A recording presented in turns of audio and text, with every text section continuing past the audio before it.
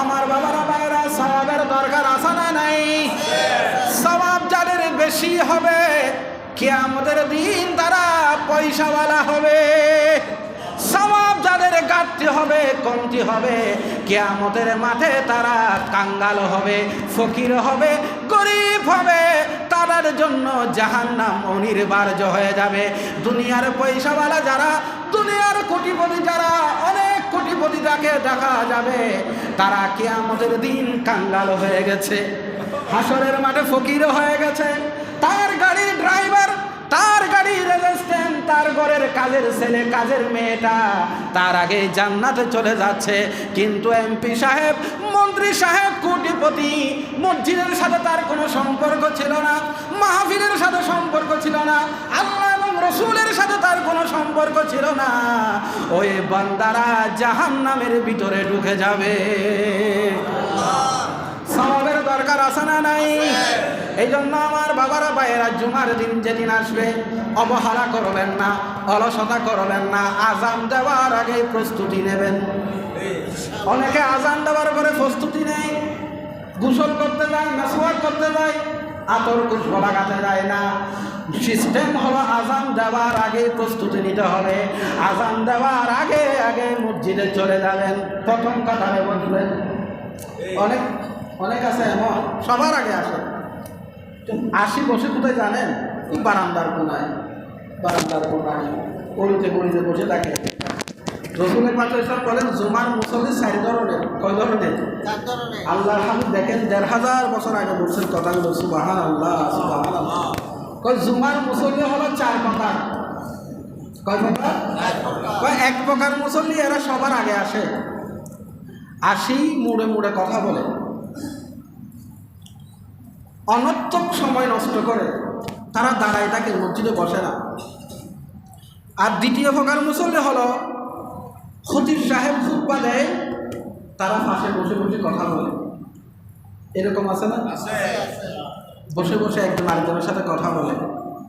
আবার কিছু আছে তসবিহ পড়ে, কিছু আছে দোয়া করে। খতিব সাহেবের খুতবার সময় দোয়া করা যাবে না, তসবিহ পড়া যাবে না। খতিব সাহেবের খুতবার সময় কোনো আলোচনা করা যাবে না। তো 3 নম্বর মুসল্লি হলো ওই খতিব সাহেব খুতবা দেওয়ার সাথে সাথে খুতবার সময় তারা মসজিদে চলে আসে, আর নিশ্চুপ তারা বসে থাকে, বুঝুক আর না বুঝুক তারা খুতবার দিকে তাকায় না। রসুল বলেন, ওই তৃতীয় ধরনের ব্যক্তি যারা, তাদের জন্য জুমার মর্যাদা আল্লাহ পাক এমন ভাবে বাড়িয়ে দেয়, 1 বছর রোজা রাখলে যে সওয়াব হবে সেই সওয়াব তাকে দিয়ে দেয়। যারা চুপ থাকে, কোনো কথা বলে না, সাইলেন্ট, আওয়াজ নাই। আর 4 নাম্বার মুসল্লি হলো ওরা সবার শেষে মসজিদে আসে, আবার সবার আগে চলে যাওয়ার জন্য ওরা তাড়াহুড়ো করে। আসে না? আসে সবার পরে, যাইতে চায় সবার আগে। নবীজি বলেন, এরা সবার আগে জাহান্নামে ঢুকবে, সবার আগে জাহান্নামে ঢুকে যাবে। এরা জান্নাতও সবার শেষে প্রবেশ করবে। যারা মসজিদে সবার আগে আসবে তারা আল্লাহর ঘর জান্নাতও সবার আগে ঢুকে যাবে। আরো জোরে বলেন। আর যারা মসজিদে সবার শেষে আসে তারা জান্নাতও সবার শেষে যাবে। আমরা কি আগে যেতে চাই না পরে যেতে চাই? পরে যারা যাবে তারা আগে জাহান্নামে যাবে। জাহান্নামে মারধরকে হাড্ডি গুড্ডি ভাঙার পরে তাকে সেখানে তাদের কিছু থেরাপি দেওয়ার পরে তার জান্নাতে যাওয়ার ব্যবস্থা হবে।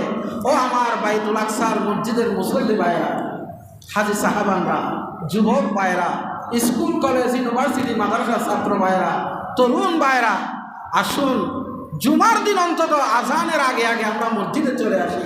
বলে ইনশাআল্লাহ, বলেন ইনশাআল্লাহ। তাহলে 4 ধরনের মুসল্লি এখানে আছে। আমরা 4 ধরনের ভিতরে ওই 3য় নম্বর মুসল্লি হব, যেটা রসুল বলেছেন, যারা আজানের সাথে সাথে মসজিদে ঢুকে যায় আর সবার পরে মসজিদ থেকে যায়। আল্লাহ তাআলা আমাদেরকে সেই দরজা কবুল আর মঞ্জুর করুন। বলেন আমিন। সালাতুন ইয়া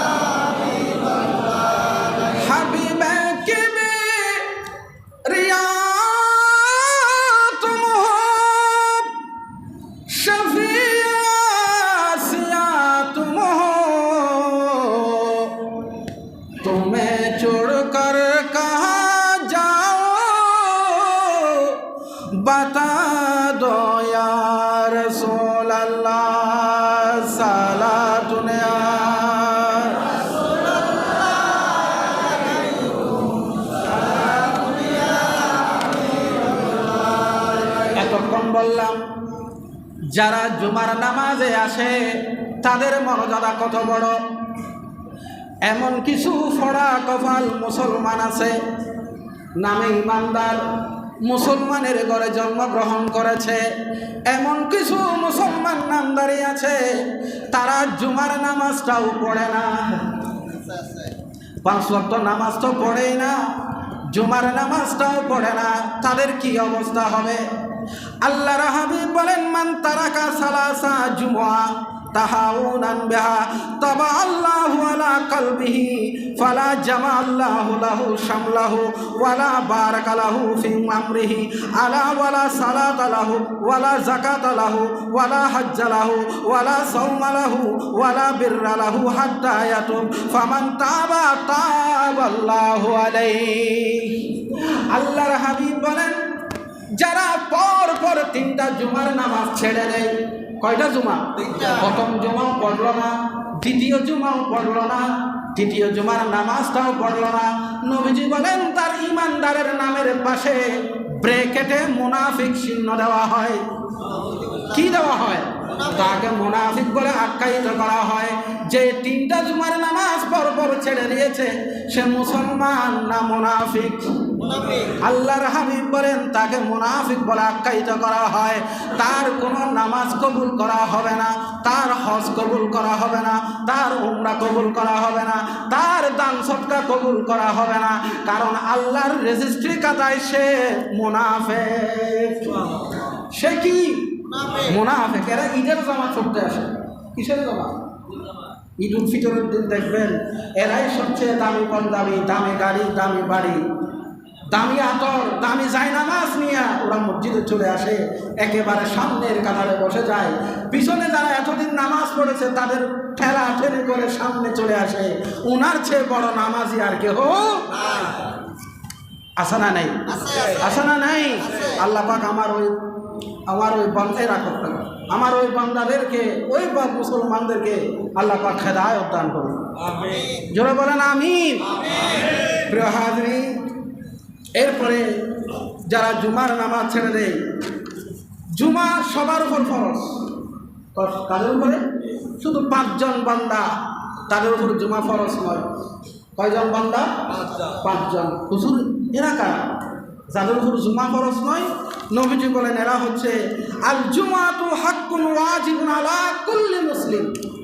প্রত্যেকের উপর জুমার নামাজ ফরজ, তবে ইল্লা আরবা, আর একটা হলো ইল্লা খামসা, যে 5 প্রকার 4 প্রকার ব্যক্তির উপর জুমা ফরজ নয়। একটা হলো মামলুক, যারা গোলাম, এখন তো আর গোলাম নাই। এরপরে দ্বিতীয় হলো ইমরাত, যারা নারী, নারীদের উপরে জুমা ফরজ, তারা করে জোহরের নামাজ পড়ে। আউ সাবিয়ুন, যারা বাচ্চা, শিশু, প্রাপ্তবয়স্ক হয় না, শিশুদের উপরে জুমার নামাজ ফরজ নয়। আউ মারিদ, যারা অসুস্থ, খুব রোগাক্রান্ত, মসজিদে আসার মতো সামর্থ্য তার নাই।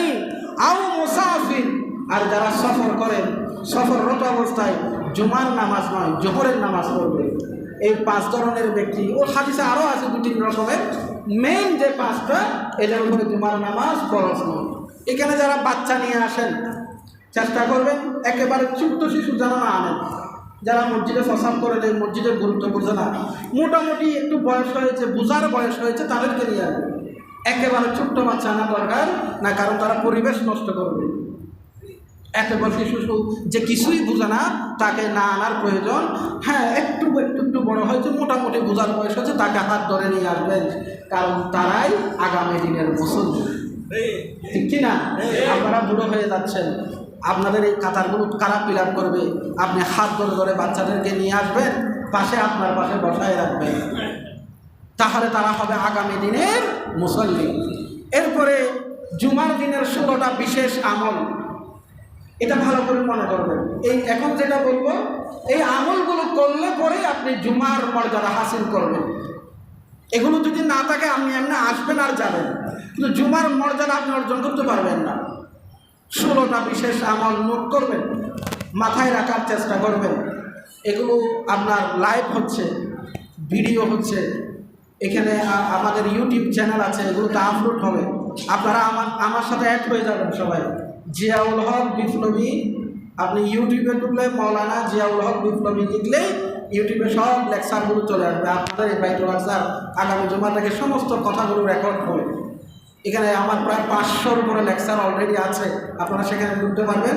সাবস্ক্রাইব করে দিবেন, প্রতি জুমার আলোচনা আপনার মোবাইলে নোটিফিকেশন এসে যাবে। কি নাম লিখবেন? মাওলানা জিয়াউল হক বিপ্লবী। এই 16টা আমল। 1 নম্বর আমল হচ্ছে মেসওয়াক করা। কি করা? মেসওয়াক। 2 নাম্বার গোসল করা, ফরজ না হলেও গোসলটা করবেন। 3 নাম্বার হলো উত্তম পোশাক পরা। আমরা মসজিদে আসি ময়লা পোশাক করে, আর বাজারে যাই সুন্দর পোশাক করে, অথচ আহাব্বুল বিলাদে ইলাল্লাহি মাসাজিদুহা, আল্লাহ পাক বলেন সবচেয়ে উত্তম জায়গা হলো মসজিদ। ও আবগাদু ইলাল্লাহি আসওয়াকুহা, আর সবচেয়ে নিকৃষ্ট জায়গা হলো বাজার। আমরা বাজারে মার্কেটে সবচেয়ে সুন্দর জামাটা পরি, আর সবচেয়ে উত্তম জায়গায় সবচেয়ে খারাপ জামাটাই পরে আসি। নবীজি বলেন না, তুমি যখন আল্লাহর সামনে দাঁড়াও মনে করো তুমি তোমার রবের সামনে দাঁড়ায় আছো। কোরআন বলছে তুমি সুন্দর জামাটা পরে আল্লাহর সামনে দাঁড়াবা। সুবহানাল্লাহ বলবেন না? চেষ্টা করবেন পাঞ্জাবি পরে আসতে, মাথায় টুপি দিবেন, পাঞ্জাবি পরবেন, পাঞ্জাবিতে আতর খুশবু দেবেন, একটু খুশবু লাগাবেন, সুন্দর প্যান্ট পরে আসবেন। চেষ্টা করবেন প্যান্ট পায়জামা পরে আসার জন্য। যদি অন্তত না পারেন লুঙ্গি যেটা করবেন এটা যেন পরিষ্কার হয়, পরিচ্ছন্ন হয়, সুন্দর হয়। অর্থাৎ ঘরের মধ্যে যে উত্তম জামাটা আছে নবীজি বলেন সেটা পরে তোমরা মসজিদে যাবা, সেটা পরেই মসজিদে যাবা। এরপরে 5 নাম্বার হলো গায়ে তেল ব্যবহার করা। তেল দিবেন, দাড়িতে তেল, মাথায় তেল দিবেন। কত সুন্দর এখন কত ভালো ভালো তেল আছে, এগুলো দিবেন। 6 নাম্বার মসজিদে যাওয়ার আগে পেঁয়াজ খাওয়া যাবে না, রসুন খাওয়া যাবে না, ধূমপান করা, কারণ আপনার মুখের দ্রব্য আরেকজন ভাইয়ের কষ্ট হবে, ফেরেশতারা আপনার আশেপাশে থাকবে না। এখন তো অনেকে মুসল্লি আছে এমন তার পকেটের ভিতরে সিগারেট, নামাজও পড়তেছে আবার পকেটের ভিতরে কি সিগারেট আছে।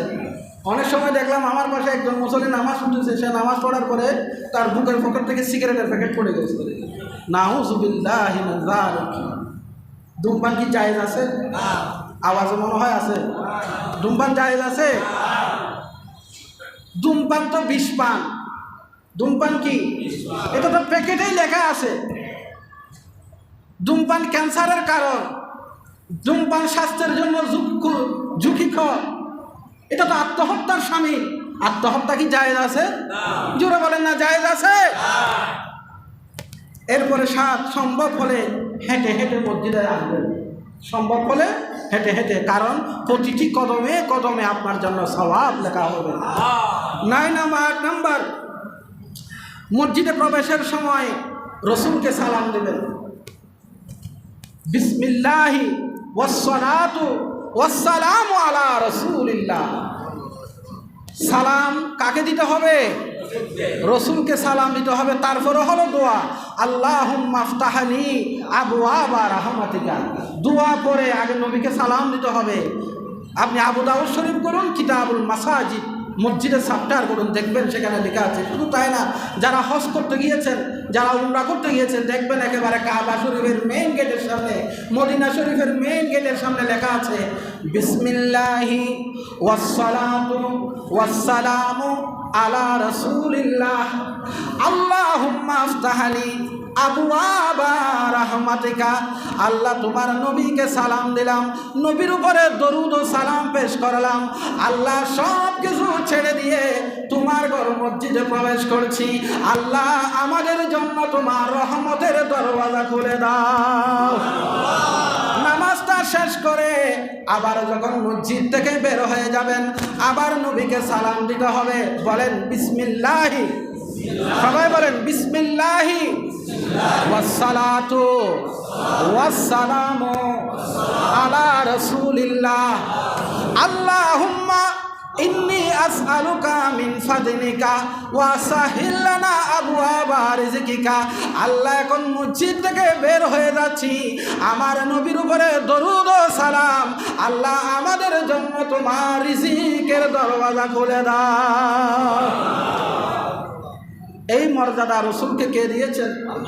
জোরে বলেন, কে দিয়েছেন? ও খুদা ने मर्तबा तुझको दिया, न किसी को मिले, न किसी को मिला, के कलाम मजीदों ने काई शाह तेरे शहरो कलाम बाका की कसम, कसम शाबे तारों में राजोईता अल्लाहुम्मा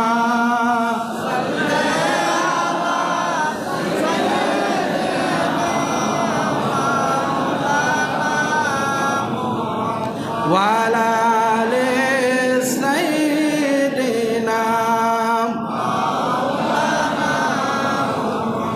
8 নাম্বার হলো কাউকে উঠানো যাবে না। আপনি পরে আসছেন, পরে বসবেন, ডিঙ্গিয়ে ডিঙ্গিয়ে আসতে পারবেন না। নবীজি হাদিস শরীফে কঠোর নিষেধ দিয়েছেন। অনেক পয়সাওয়ালা মানুষ, গাড়ি বাড়ির মালিক, উনি অনেক বড় নেতা, আসছেন সবার পরে, কিন্তু ডিঙ্গিয়ে ডিঙ্গিয়ে ফাঁস কাতারে চলে আসে। নবীজি তাদের জন্য নিষেধাজ্ঞা দিয়েছেন। আল্লাহর হাবিব বলেন তারা হবে জাহান্নামের কসাই। জাহান্নামের কসাই। সহিহুল বিহারী ৫ম খণ্ড, সেখানে এই হাদিসগুলো বিস্তারিতভাবে এসেছে।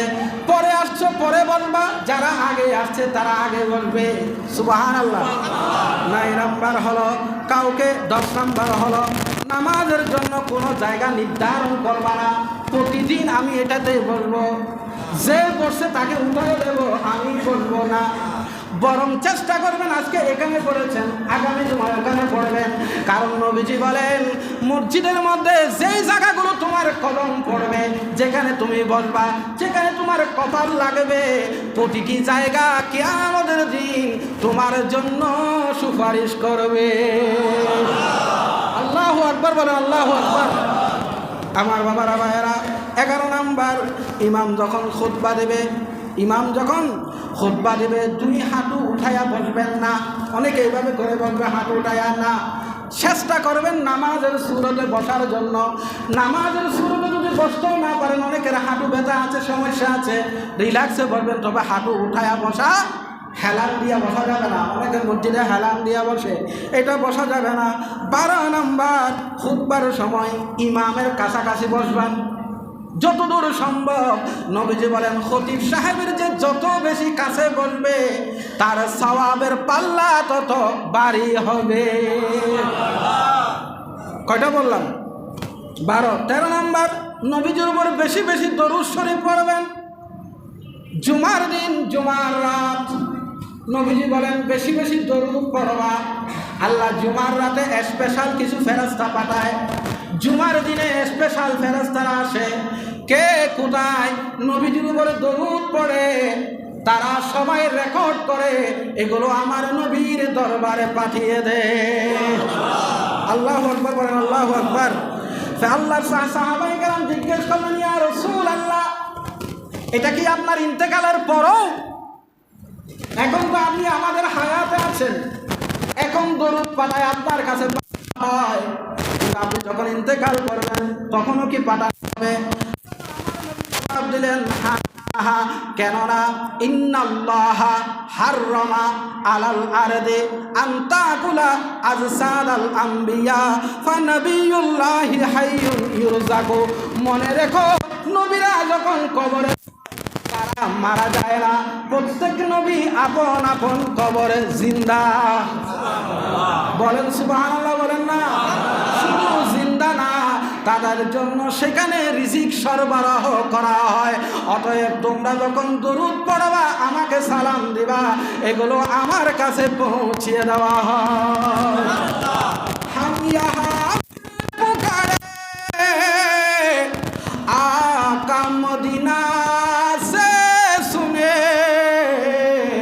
মুস্তফা কি समात पहला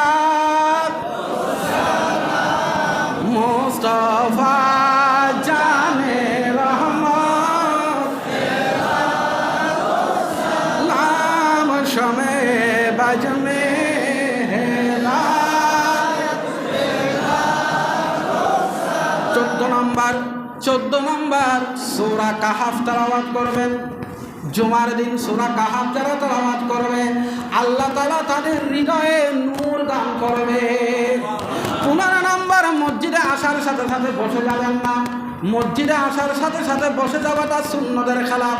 এসে সবার আগে আসবেন, আগে 2 রাকাত তাহিয়াতুল ওযুর নামাজ পড়বেন, এরপরে 2 রাকাত দুহুর মসজিদ নামাজ পড়বেন, এরপরে বলবেন এটা সুন্নাত।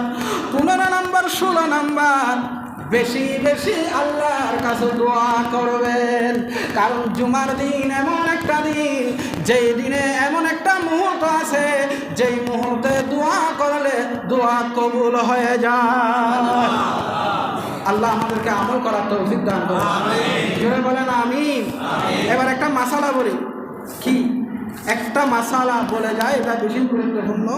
আমার ভাইরা, কিছু ভাইরা ভুলের ভিতরে আছে, আমি মাসালাটা যদি ক্লিয়ার না করি আপনারা ভুলের ভিতরে থেকে যাবেন। মাসালা হলো, খতিব সাহেব খুতবা দেওয়ার পরে যখন নামে মুয়াজ্জিন একামত দেয়, একামত দেওয়ার সময় খতিব সাহেব কি বসে যাবে না দাঁড়ায় থাকবে? এই জায়গায় আমাদের ভুল।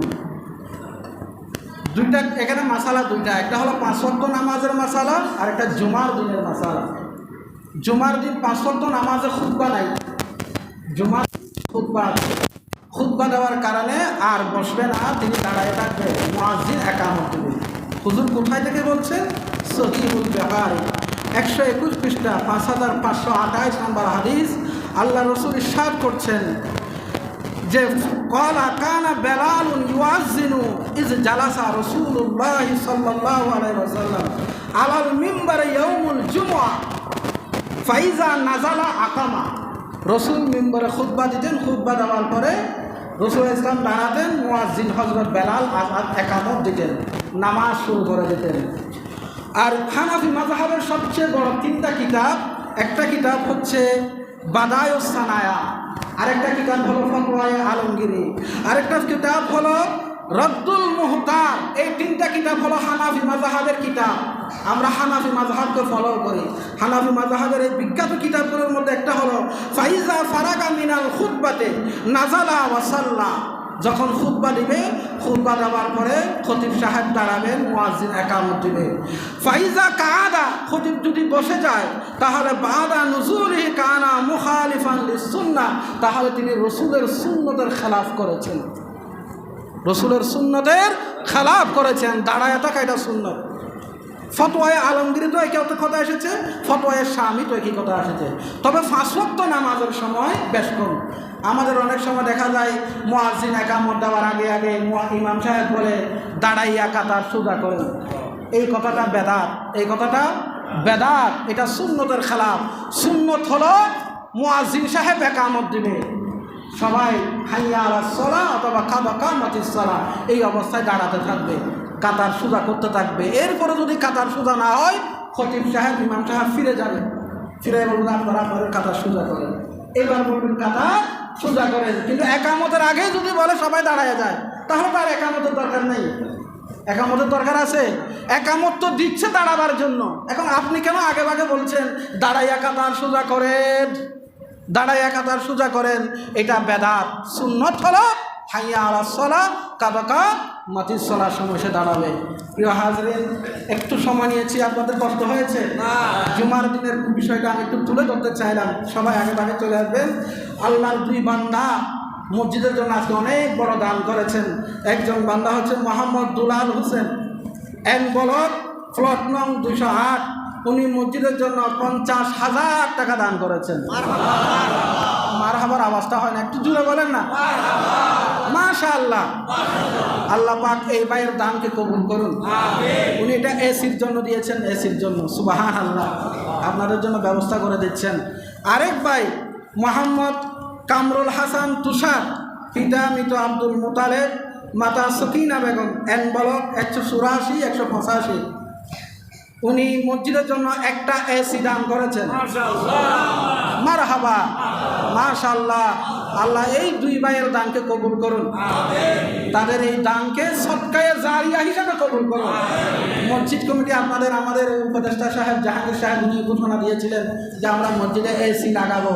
মাশাআল্লাহ, উদ্যোগ নিয়েছে, আল্লাহ এটা কামিয়াব করে দেবে। বন্দার কাজ হলো চেষ্টা করা, কামিয়াব করার মালিক কে? জুড়ে বলেন কে? আপনাদেরও মন চায় না আমি একটা এসি দেব, আর একটা ভাই কিন্তু আজকে থাই একটা দরজা দিয়েছেন, এটা এখানে আনেন নাই, একটা থাই দরজা দিয়েছেন, উনি নিজের নামটাও লিখতে মানা করছে, তো আমার নাম বলার দরকার নেই। এই যে বন্দারা মসজিদের জন্য আগায় আসছে, আল্লাহ পাক এই বন্দাগুলোকে কবুল করুন। আপনিও মনে মনে একটা নিয়ত করে ফেলুন, আল্লাহ যেন আমাকে দান করার তৌফিক দান করে। ওয়াসিল দাওয়ানা আনিল হামদুলিল্লাহি রাব্বিল আলামিন। যারা সুন্নত পড়েন নাই সুন্নত পড়ে নিন। আসসালামু আলাইকুম ওয়া